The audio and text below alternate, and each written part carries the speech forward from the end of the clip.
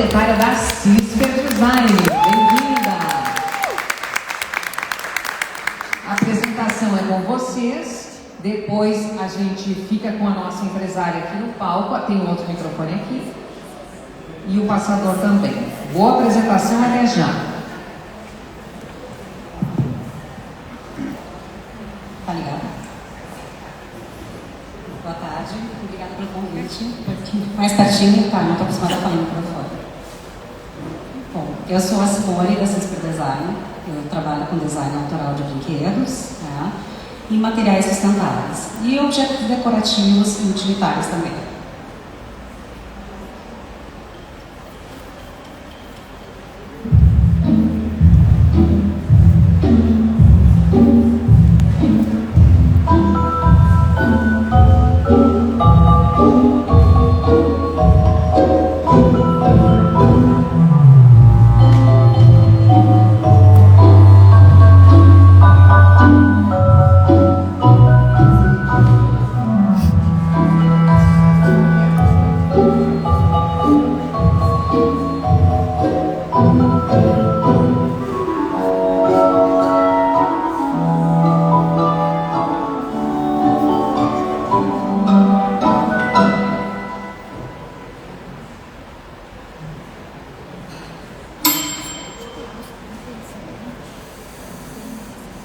Bom, já deu para perceber que eu trabalho com impressão 3D, né? Eu utilizo plástico, somente plástico ecológico. Eu mesma desenho todas as peças, crio todas as peças, pesquiso sobre elas e produzo elas também por impressão 3D em impressoras desktop, que são as mais simples, né? Chamadas FDM, que é com filamento.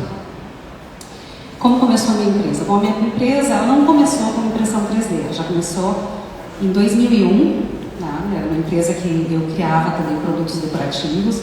Já tinha uma paixão por jogos e brinquedos, mas eu não conseguia uma colocação no mercado, até porque o mercado de brinquedos estava meio quebrado na época, em função das importações da China.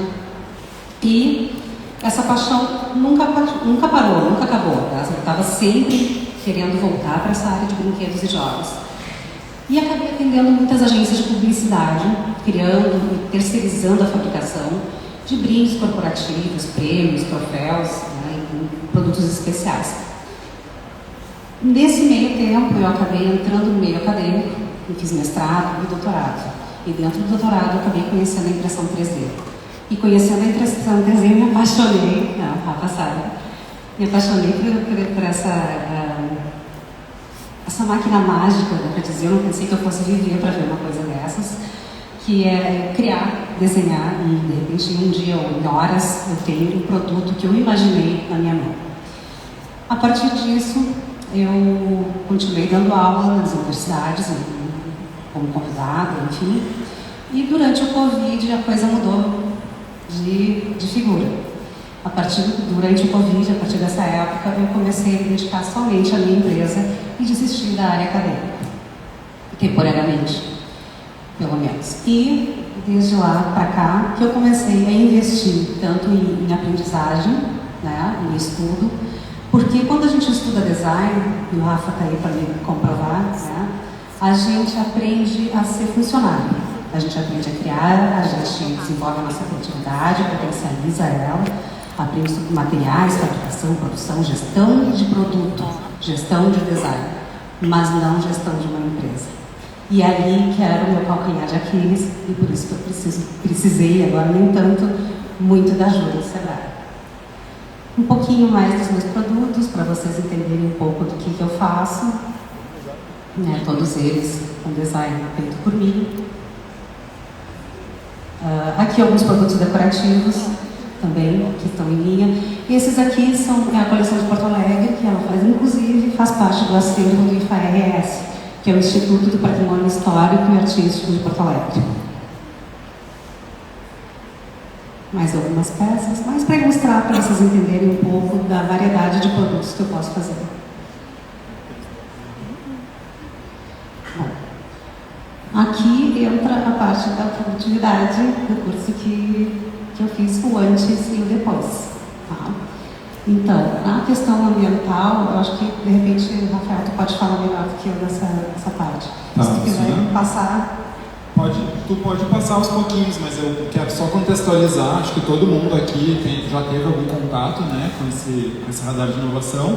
A gente faz no nosso primeiro encontro um diagnóstico para ver como é que a empresa está. No caso aqui era o azulzinho, e o roxo então é o como é que ficou, né, o antes e o depois, né, que a gente faz no encontro 9, que costuma ser em torno aí de uns 9, 10 meses depois desse primeiro contato. E uma coisa que já na época para mim chamava muita atenção e que é o motivo pelo qual eu trouxe a Simone para falar do trabalho dela, é que ela já de start tem uma preocupação com sustentabilidade, com a questão lá do ESG muito alta. Então ela já tem muito claro dentro da empresa dela como ela faz os processos dela serem mais sustentáveis, né? Não é só simplesmente trabalhar a questão do desperdício, ela é, por exemplo, uma empresa certificada, né? Ela tem o selo B de produção, tá? Em busca disso. Ela trabalha com materiais que são mais voltados para isso, então é uma coisa que está no DNA da empresa. E ela também já estava muito tempo trabalhando com questões digitais voltadas para a transformação digital, né? Só que a gente percebe que ela teve um crescimento em áreas que não necessariamente foram as áreas que a gente priorizou, né? Tanto que quando a gente faz aquela nossa avaliação de, tá, me conta qual é o teu problema. Todo mundo aqui contou o seu problema. Em algum momento na segunda reunião, ficou horas lá falando sobre o problema, e aí chegou e disse, mas só dá para escolher um problema para priorizar, e os outros, como é que eles vão ficar? Né? Então, qual área vocês acham que a gente priorizou?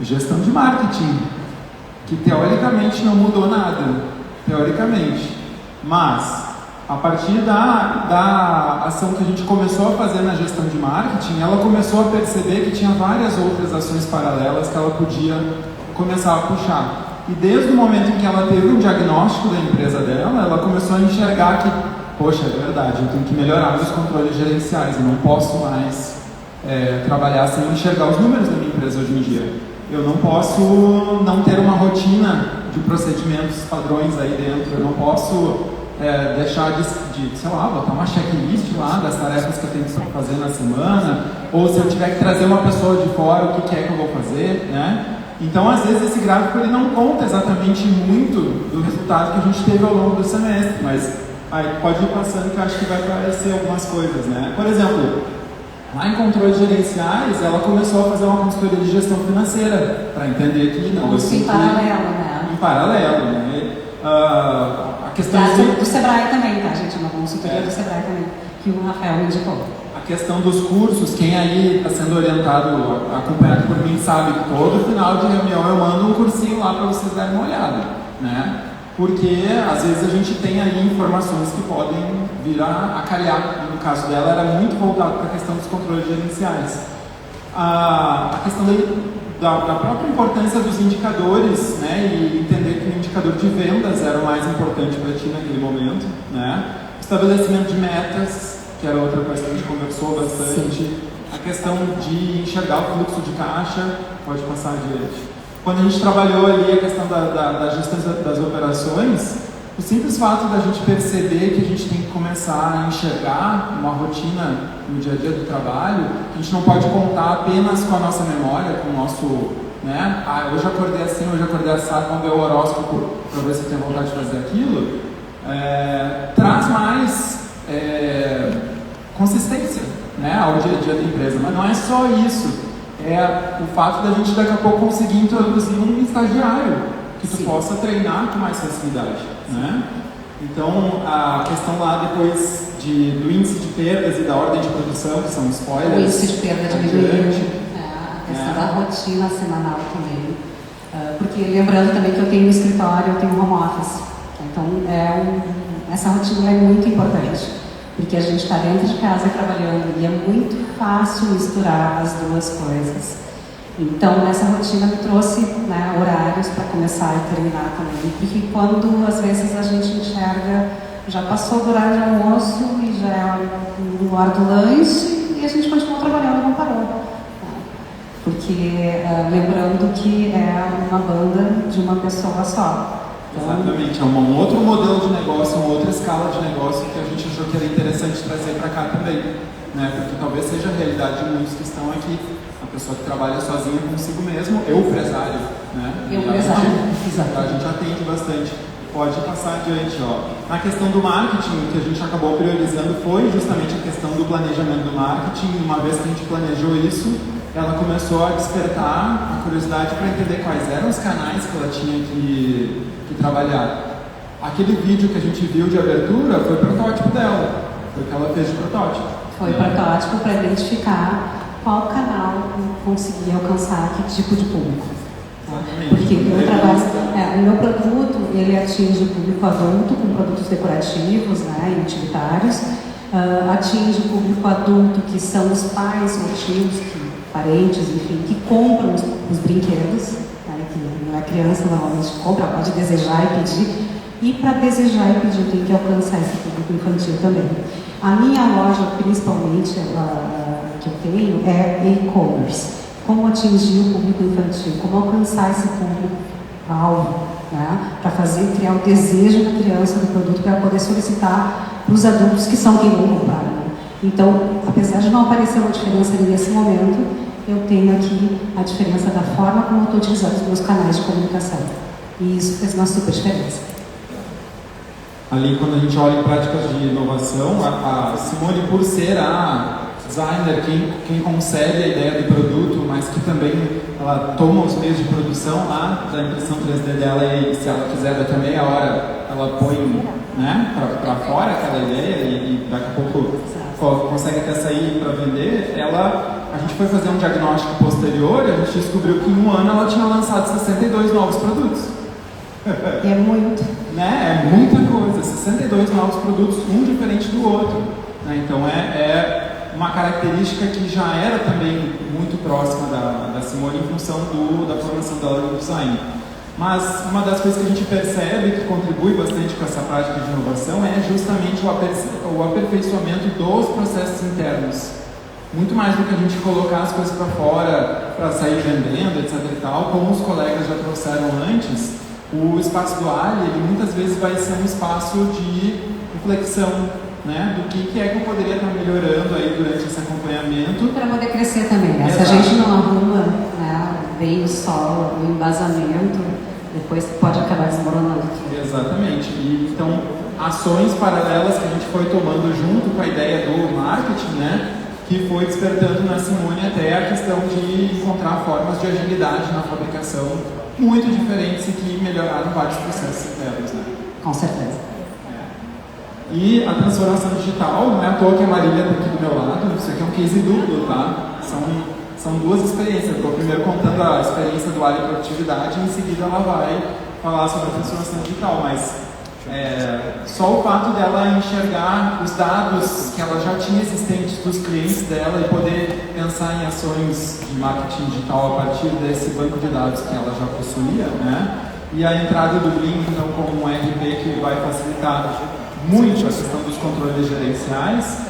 E no ESG ela também teve um crescimento em função da própria troca do equipamento. Quando a gente faz aquelas perguntas para você prioriza equipamentos que são mais ecorresponsáveis?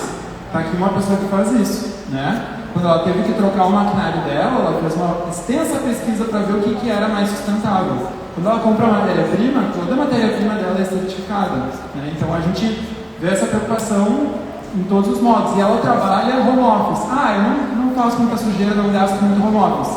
Ela instalou um painel solar para poder diminuir ainda mais o impacto do carbono. 95% da energia elétrica que a gente consome, tanto como morando no home office, né? Então 95% da minha energia é de fonte renovável. Então isso também já fez uma super diferença.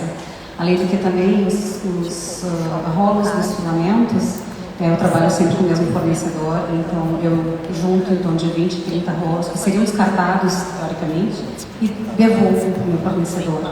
Forma de logística reversa. Exato, e tem um desconto em função disso, como se fosse casca de bebida antigamente, né? Que envolvia uma garrafa de vidro e tu tinha um desconto na compra de uma nova garrafa com o líquido dentro.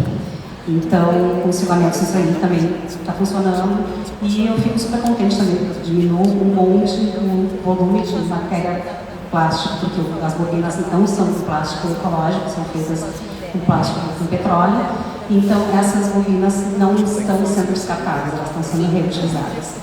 Então, facilitando mais a questão da sustentabilidade. Que a gente teve então uma variação ali de 7,6%. Que a gente também considera como uma coisa interessante, entendendo que as vendas da Simone são sazonais, né? Então, na verdade, aquele mês específico estava aquele valor. Isso vai mudando mês a mês, né? Tá, mesmo depois, eu tenho assim, para mim, eu acho que todo mundo que trabalha com produto infantil, principalmente brinquedo, a gente tem o último trimestre do ano, que é o nosso momento, assim, que aí junta Dia das Crianças e Natal. Tá? Então, o primeiro trimestre sempre normalmente é o mais fraco para a minha área, e é uma coisa que a gente também já está estudando, uma outra forma de ter mais volume de vendas nesse primeiro trimestre, para conseguir manter um ano com um pouco mais de padrão. Eu acho que Natal é Natal, né? A gente não tem muito como concorrer em outra data com Natal.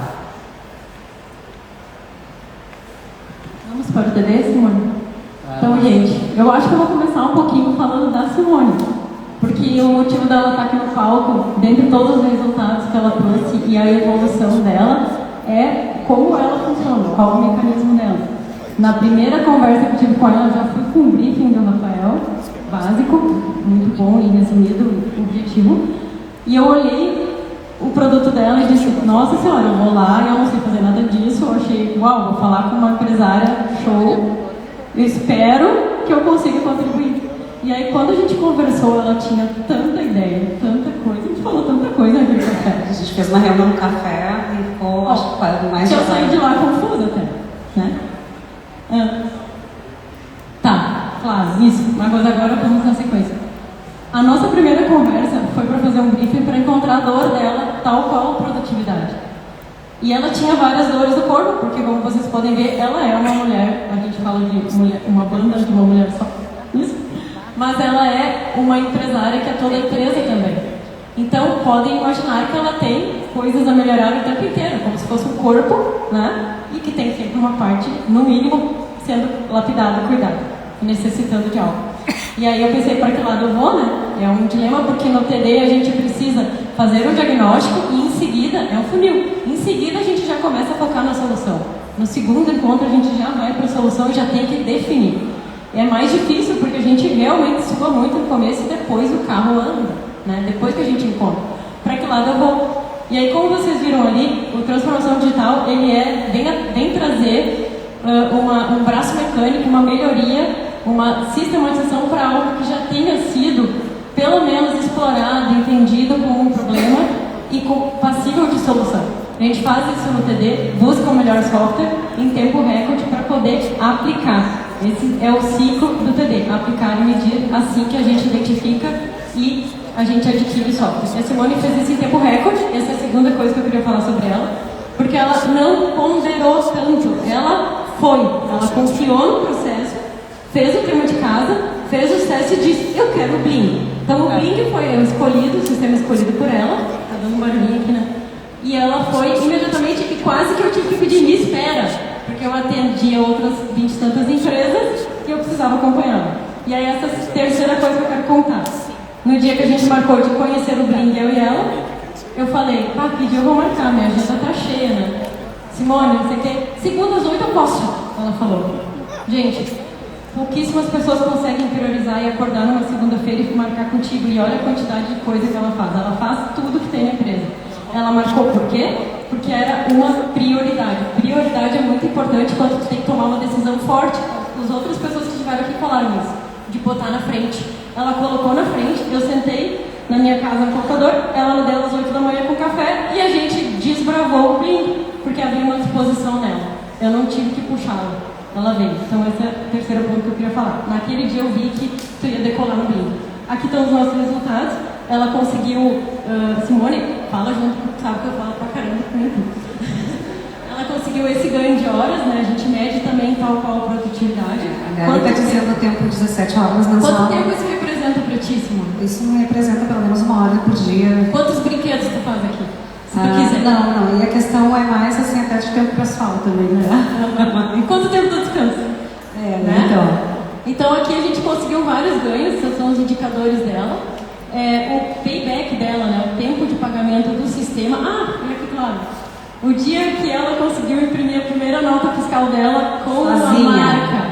a marca, ela me mandou esse WhatsApp. Eu compartilhei nos grupos, a gente vibrou muito, porque não é fácil chegar aqui sozinho apenas com um software que tem apenas autoatendimento, né? Ajuda e um bom suporte. Porque ela. O que tu dizia? Lembra do suporte? Tu ligava pra lá? Eles me atendiam maravilhosamente, bem pacienciosos, super fácil de explicar. Ela pegava o telefone e ligava, ela não reclamava do fornecedor, ela ligava. E resolvia, né? Resolvia super rápido.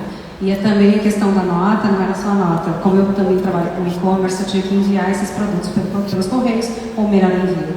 E na hora que eu faço a nota, eu posso solicitar a etiqueta dos correios também, que também sai com logotipo. Então, assim, isso me deu uma tranquilidade e uma facilidade. Com um cadastro único, eu não tenho que copiar todos os dados e lançar num outro sistema, seja do melhor envio, seja dos correios, né, para conseguir fazer. Eu fiz uma vez, e isso me deixou muito mal, eu botei um dado errado no produto e a pessoa desistiu depois de comprar, porque voltou. Isso uma única vez me aconteceu. E a partir desse momento, quando eu consegui fazer isso e fazer a etiqueta dos correios, tudo centralizado, quer dizer, eu sou uma pessoa, eu sou humana e uma única pessoa fazendo toda a gestão de uma micro e pequena empresa, né? Então, quando isso começou a acontecer, assim, para mim foi um ouro. Eu fiz a primeira nota, ficou tudo certinho, perfeito, maravilhoso. E sem estar escrito aqui, ele se faz aqui, sabe? E me incomodava um pouco. Tá? Quando tu faz direto no sistema, então ele vem com a minha marca que divulga mais ainda a etiqueta dos correios que está lá passeando pelo Brasil inteiro, com a minha marca também. Isso foi uma coisa muito bacana e melhor ainda o marketing. E ela disse que se sentiu mais profissional, porque vocês imaginam que ela fazendo tudo em casa, a tendência é a gente achar que, né, não é uma empresa tão profissional. Não, ao contrário, o sistema veio fortalecer o que eles já tinham trabalhado, que ela já possuía de empresa. O sistema mostrou que ela tinha agora dados, não era apenas o controle dela, ela tinha dados dentro do sistema, então mais confiáveis ainda, com os quais ela não precisava mais se preocupar, porque os processos já estavam desenhados, eles só faltavam ter uma casa, que era o sistema. O sistema dela se tornou a casa dos dados dela para gerar informação. E eu acho que o último dado que está faltando aqui é o payback, né? O payback de 3 meses. Né? Então o sistema, isso calculando assim no grosso, porque eu acredito que o principal ganho dela foi o qualitativo, para ela ter uma visão total dos processos. E o controle de estoque também. Agora comecei o controle de estoque, que nesse momento estava só na questão das notas e e-commerce, e agora eu comecei a trabalhar dentro do Bling, a gestão do meu estoque, tanto de produtos de matéria-prima para fabricação, quanto a produção pronta e a distribuição em alguns pontos de venda e o estoque interno que eu tenho. E isso está sendo um ouro porque me economiza muito tempo. Enfim, ela colocou os processos da empresa como se ela estivesse na casa dela. Não poderia ser, lá é o estoque, aqui é o financeiro. Não, isso está dentro do sistema. O sistema tem essas áreas separadas, ela consegue enxergar a empresa no sistema e consegue trabalhar de uma forma bem melhor, né, Simone? Isso. Aí, durante esse processo que elas estavam trabalhando em transformação digital, eu convidei a Simone para tentar aí a gente se inscrever no Prêmio Nacional de Inovação, né? Que foi por si só uma experiência à parte. Né? Exaustivo, umas 8 horas de reunião para poder completar o formulário, mas valeu a pena por quê? Valeu muito a pena, porque a gente tirou um raio-x de toda a minha empresa, né? Pontos positivos, negativos, melhorias, inclusive toda a questão do lucro, de precificação, de margem de lucro. E isso foi, assim, um tempo recorde, né? Porque... Não, para quem já teve a experiência ou quem não teve ainda, quando a gente faz a inscrição, você tem que anexar arquivos que comprovem aquilo que você está dizendo na inscrição, senão não adianta. E a gente descobriu que tinha muita coisa para providenciar. Então também serviu esse momento como um momento dela levantar vários dados que estavam faltando para ela e que a partir dali ela usou dali para frente, né? A gente está encerrando em seguida, né?